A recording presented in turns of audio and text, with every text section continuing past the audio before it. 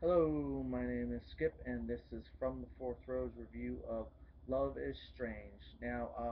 Love is Strange is a really nice slice of life kind of movie. We have Ben and we have George, played by Alfred Molina and John Lithgow. They have been partners and lovers for 39 years. Pretty close to the beginning of the movie, they get married. This marriage of theirs has got repercussions.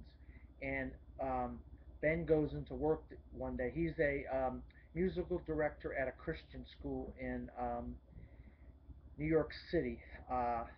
And when it gets out that he has married his longtime lover, the archdiocese doesn't like that of the Christian school that he's at, or the Catholic school, or whatever. And so he ends up getting fired from his job. And this puts a damper on things for Ben and George because they have a nice apartment in the upper west side of New York, a really nice apartment. And George, he's a painter, so he's not making nearly as much money as Ben would have been able to do, and so they can't afford to pay for their condo that they've been paying for quite a while, and so they end up having to get their friends and family members to take them in. So George goes to live with his relatives, and Ben goes and lives with the folks downstairs in the building. Now, George he's a homebody. He kind of stays home and he paints whenever he feels like. And Kate, played by Marissa Tomei, of his nephew, or his, I guess, kind of like a uncle or whatever. That's his wife, and so she's staying home because she's an author and she writes. So George is kind of getting on Kate's nerves a little bit. She wants him to find some work and do something with his time. So he ends up painting, and because that's what he does. He's a painter, and one of the things he ends up doing is he's staying in a bunk bed in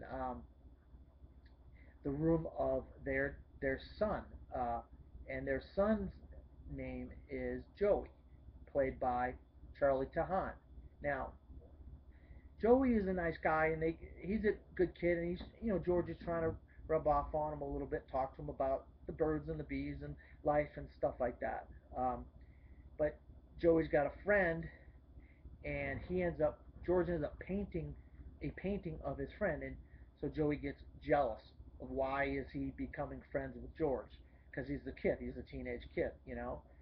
And but there's some other things going on with Joey, and that's the part of the movie that kind of goes off on a little bit of a story with Joey and his friend, and that's the part that's kind of interesting.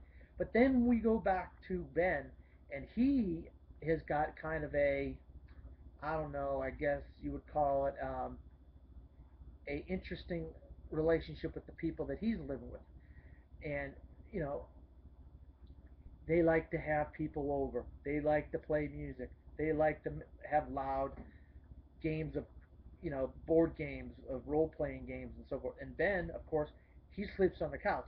He has nowhere to go. So he's sitting there and he's like, what the heck is going on? You know? And he doesn't know what to do. And so he just goes and visits George, and he just breaks down and they just cry. This movie really shows a this relationship, and relationships like this that you know don't always work, or the consequences of being a certain way in life, of certain how your sexual um, prowesses, and how, I mean, what you decide to do with yourself, if you love a man or if you love a woman, and how the consequences of that can come in. And these two characters are older men, you know, and they're up in their age. They've been together for quite a while, and they don't, it's kind of shocking to have this happen to them. But I really felt the love of these two characters, and I cannot say it enough for the two performances by John Lithgow and Alfred Molina as Ben and George. I really believed that these characters were real people and they were really going through this in real life.